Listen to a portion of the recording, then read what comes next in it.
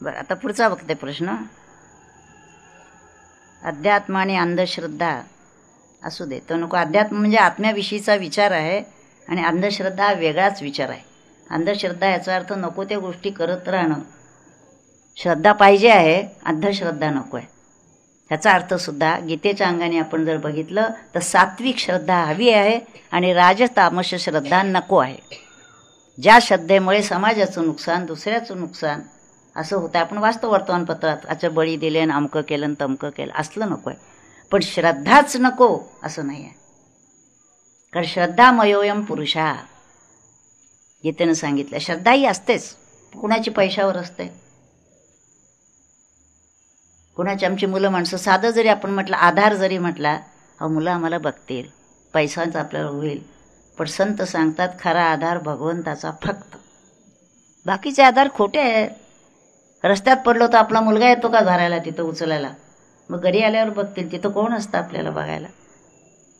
बघा, अहो एकटं राहायची भीती वाटते. काय भीती वाटते? भगवंत आहे ना, आत आहे तो, बाहेर आहे तो, भीती का वाटते? एकटं राहायची आपल्यालाच भीती वाटते, आपल्याच घरात. ही काय स्थिती आहे सांगावं? काय केलं आपण आयुष्यभर? जे काय आपण आयुष्य घालवलं त्या आयुष्य घालामध्ये असं नाही म्हणता येतात काय व्हायचं? परमेश्वर आहे माझ्याजवळ, आत बसलेला आहे तो. मी जर अखंड त्याचं स्मरण करते आहे, करतो आहे, मला भ्यायचं काय कारण आहे? समजा काही झालं, त्याची इच्छा नव्हे, त्याची कृपा. आजारी पण जरी आलं तरी समजावं त्याची कृपा आहे. कारण आता आजारपण जे मला आलेलं आहे त्याच्यामध्ये मला शांत वेळ मिळणार आहे. अंथरुणात पडलेलो आहे ना, आता मी ध्यानात राहीन, नामात राहीन, तेच वाचन करेन, दुसरं काही करणार नाही आहे. जर आपण भक्त असू तर जे जे काही घडेल ती भगवंताची कृपा आहे असं समजायला पाहिजे आपण. हो, नाही तर इतके दिवस आम्ही दासबोध वाचला, इतकं रामराम जप केला, आता माझ्या वाट्याला हे आलं, बघा माझं काय होऊन बसलं. काय व्हायचंय? जन्म मृत्यू जरा व्याधी दुःख दोषानुदर्शनम येणारच आहे. देह आहे ना तो, होणार आहे काही ना काहीतरी. त्याचं वाईट वाटायचं काय कारण आहे? आता पण मनाची नाही तयारी झाली. ह्या सगळ्या गोष्टी आपण साधक जर करतो तर आपली एवढी मनाची तयारी नाही झाली की ठीक आहे असं झालं असेल, ठीक आहे असू दे. जे झालेलं आहे ते देहाला आहे आणि मी देह नाही. म्हणून तर बघा कसं वाटतं ते. अहम आत्मा आहे, कधीची विसरू नये. काय वचन आहे समर्थांचं? आत्मबुद्धी निश्चयाची तेची दशा मोक्षश्रेची. अहम आत्मा हे कधीची विसरू नये. मी आत्मा आहे. मग अनुसंधान हेच ठेवायचं आहे. सोहम सोहम नुसतं सोहम सोहम सोहम असं नाही काही. ते त्याचा जप नाही बोलिला, महावाक्याचा जप नाही बोलिला, तेथीचा तो विचारच केला पाहिजे साधके. सोहमचा विचार करा ना. सहा म्हणजे कोण? अहम म्हणजे कोण? सोहम कसा आहे? मम एव अंशा, माझाच अंश जीवरूपाने या देहात आहे. अज्ञानाने दूर पडलेला आहे. मी देह आहे असं म्हणणं म्हणजे अज्ञान, आणि आपण तेच चाललेलं आहे. सांगा ना, केव्हाही विचारलं तर आपण देहालाच मी म्हणतो. देह मी म्हणणं हे अज्ञान आहे आणि आत्मा मी म्हणणं हे ज्ञान आहे. आणि आत्मा मी हे नुसतं म्हणायचं नाही आहे. जर आत्मा मी असं असेल तर कदापि तो खिन्न, दुःखी, रडतोय, कष्ट करतोय, हे करतोय असं असता कामा नये. आत्मा काय रडतो काय? आत्म्याला पापपुण्य आहे, आत्म्याला तुझं माझं आहे, आत्म्याला निंदास्तुती आहे. आत्मा कसा आहे? सच्चित आनंद, आनंद रूप आहे. कोणत्याही स्थितीत असा तुम्ही. हॉस्पिटलमध्ये ICUला असताना सुद्धा डॉक्टरने जर विचारलं कसे आहात, आनंद आहे म्हटलं पाहिजे त्यांना. कशी आहे स्थिती? आनंद आहे. आता काय वेदना होत असतील त्या देहाला.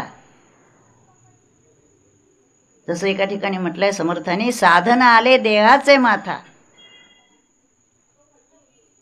आणि मी तो देह नव्हे तत्वता. तसं आजारपण जे आहे ते देहाला आलेलं आहे. कणतो आहे तो देह, कणतोय मी नाही. माझ्या अधिष्ठानावर देह कणतोय. कणू दे ना, त्याचे वेदना होत असतील, ठीक आहे. इतके आपण डिटॅच झालो का देहापासून? देहाचा संग टाकला का? विचार करा. आणि जोपर्यंत देहाचा संग टाकला नाही तो पण आत्म्याचा संग धरणार कसा? मग आधी देहाचा संग टाकायचा का आधी आत्म्याचा संग धरायचा? हे इकडनं टाकत जायचं आणि ते तिकडनं धरत जायचं. मग ध्यानाला बसताना नाम घेताना आत्म्याला घट्ट पकडायचं आहे आणि पुन्हा खाली येऊन देहाच्या पातळीवर सगळी आपली कामं करायची आहेत. पण ती सर्व कामं करत असताना मी आत्मा आहे हे अनुसंधान सुटता कामा नये. पण 5-10 मिनिटं डोळे मिटल्यानंतर 22 ते 23 तास 50 मिनिटं तर 10 मिनिटं ध्यान केलं ना आपण. मग 23 तास 50 मिनिटं आपण जर संसाराच्या गोष्टीमध्ये रमलो तर ती 10 मिनिटं किती वेळ पुरणार? मग आपल्याला कामं तर खूप असतात, ठीक आहे, कामं करा, पण करत असताना अनुसंधान ठेवून काम करा. अनुसंधान ठेवता येतं का नाही? येतं. समजून घ्या कसं ठेवायचं ते समजून घ्या आणि त्याप्रमाणे करा. रामनाम घेत असताना सुद्धा नामाकडे लक्ष नाही, 10 वेळा बाहेर जाऊन येतं. ओळीनं 10 आपण ठरवावं की श्रीराम श्रीराम, अगदी कुठंही मन गेलं नाही असं होत आहे का आपलं? नाम घेतो आहे, विचार केला नाम म्हणजे काय? कुणाचं नाम घेतो आहे? कशासाठी घेतो आहे? मुलीचं लग्न ठरत नाही म्हणून नाम घेत आहे. रामा तेवढं बघा जरा, मुलीचं लग्न ठरत नाही, श्रीराम जय राम जय जय राम. काय चाललंय आपल्या मनाचं, काय चाललंय बघा. आपलं आपल्याला फसवून चालणार नाही. देवापुढे नमस्कार केल्यानंतर आपण काय मागतोय ते बघा. एकच मागितलं पाहिजे, प्रभू मला तूच पाहिजेस,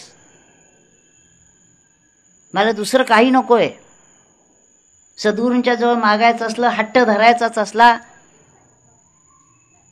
टाहो फोडायचाच असेल, आपण कुठला टाहो फोडतोय? टाहो बिहो काही फोडत नाही.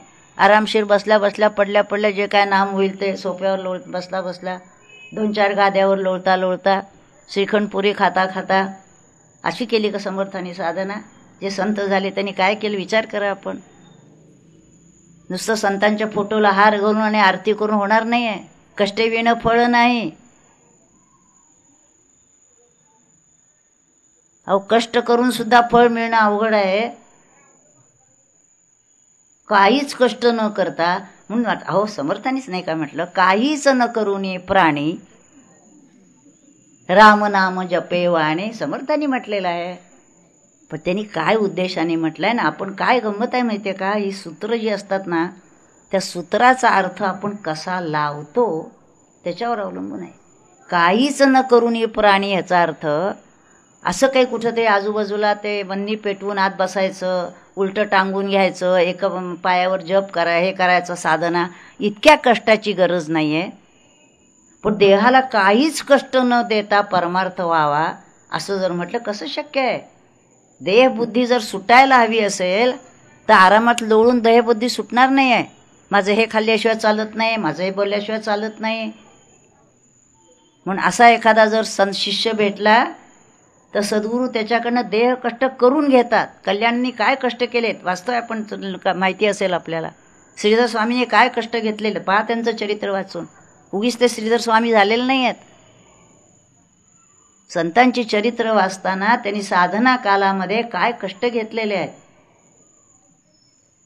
सामान्य एखादा आला आणि सद्गुरूंनी जर काही कष्ट सांगितलं तर दुसऱ्या दिवशी सोडून जाणार. हो हे असं यांच्याकडे करायला लागतं. आम्हाला वाटलं नुसतं बसून जरा रामराम केलं की झालं वाटतं. ते बघतातच त्याच्या शिष्याची काय कुवत आहे ती, त्याप्रमाणे सांगतात त्याला. मग त्यांना असाच एखादा क्वचित 1-2-5 शिष्य मिळतात की जे त्यांच्या सगळ्या कसोटीला उतरतात. आणि मग कसोटीला जर उतरले तर त्यांच्याकडनं द्यायला कुठेही मागं पुढं नाही. पण तुकोबा म्हणतात तसं मला एक तरी शिष्य असा दे. याचा अर्थ एक तरी शिष्य मिळावा म्हणून संतांना प्रार्थना करावी लागते, पण मिळत नाही. मग हजारो शिष्यांचा घोळका भोगती असतो, त्याचं काय? ते ऑल्सो रॅन जे असतात बरोबर, त्यांच्यावर 1000 असतात, त्यांच्यावर 5000 असतात. टी व्हीवर बघितलं तर लाख असतात.